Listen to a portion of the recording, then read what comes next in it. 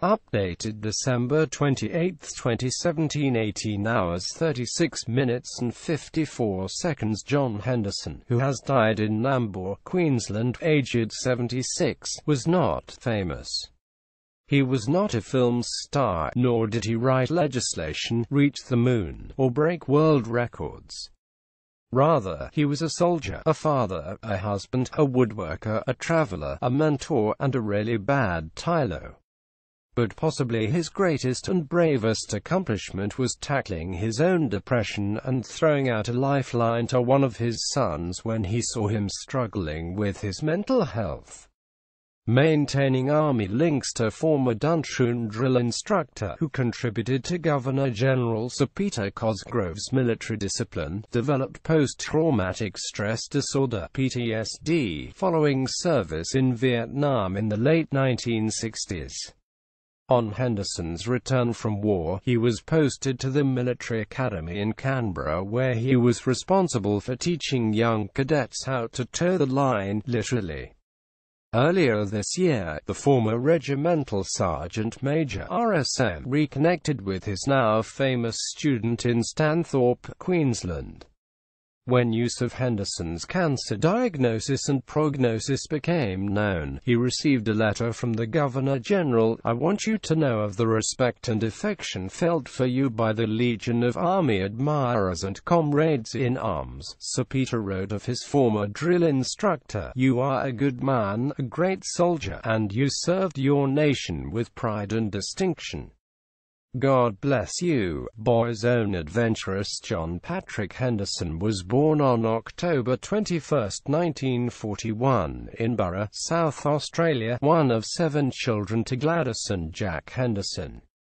The family lived in the very small community of Farrell Flat in the Clare Valley, and his childhood was spent like a chapter from a boy's own adventure. On Friday afternoons, he would take off from school, accompanied by his mates, with a blanket and a pocket knife. They'd sleep in haystacks, fish from creeks, explore, play and fight before returning home to a hot dinner and warm bath on Sunday evenings. The Hendersons were not wealthy. His father was a council worker who'd be on the road for a week at a time while his mother fed her family on a meager wage and rabbit stew. But that childhood independence and the adventures was, as his son Ian said, his father's first boot camp and set him up for a life in the military. Henderson actually had his sights set on a naval career and made his way to Adelaide at 17 for a scheduled appointment with the recruitment office. When he got there, the Navy had no record of his appointment, and being determined to serve, he walked next door to the Army office, had an interview, returned a week later and enlisted. There began a 20-year career, with combat roles in Malaya and with 1 RAR in Vietnam, where he gathered intelligence, often working alone in the field and within enemy lines, for up to 30 days at a time. He fought the unknown enemy inside every day of his life. After returning from combat, Ian said, he paid a big price for his service. It gravely affected him, his family, his entire life. Most people cannot understand just how momentous it is to overcome the black dog, but please believe me when I say, without any qualification, this was Dad's greatest battle and his biggest win. Seeking and offering help, Ian said his father relished his role as a drill and ceremonial instructor and loved commanding men. But while the Army made his father, Ian said, it broke him too, and his memory of his dad is of 2 men, the one before PTSD and the one after. Henderson eventually received treatment from the Army, but not until he had the courage to ask for help. So when he saw one of his sons struggling with his own mental health issues 15 years ago, he knew what to do. He reached out, gave me a hand from my darkest corner, his son said. He introduced me to the help I needed. I had to do the hard work myself to get my own cure, but he started me on that road, and in later years, we talked a lot about our shared journey, my life.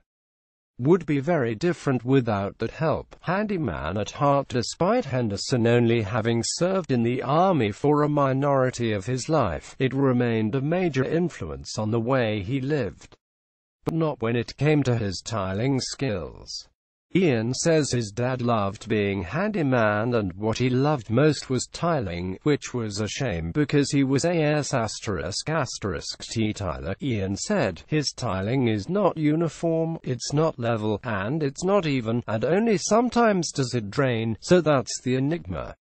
He was a drill and ceremonial instructor and a Grand Master of the RSM pacing stick, but apparently his attention to tiling does not translate from his drill sergeant training. Henderson was also a member of the local Woodies Woodworking Club, served as president of various RSL sub-branches, drank a tot of rum on Anzac Day with his mates, volunteered on many committees, helped out with poppy services and was a scout leader, soccer coach and AFL umpire. He was always the one who upheld the military code of helping a mate. He never left anyone behind, Ian said. He took his humble start and made a rich life from it.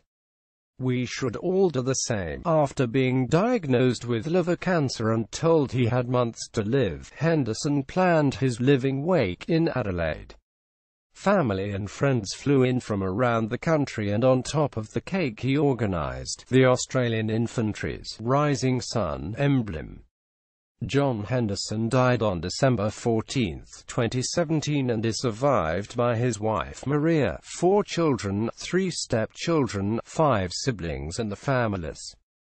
Topics: History, Community and Society, Governors-General and State Governors, Army, Defense Forces, Unrest, Conflict and War, Family and Children, Death, Mental Health, Nambour 4560, Stanthorpe 4380, Vietnam. First posted December 28, 2017, 14 hours 3 minutes and 36 seconds.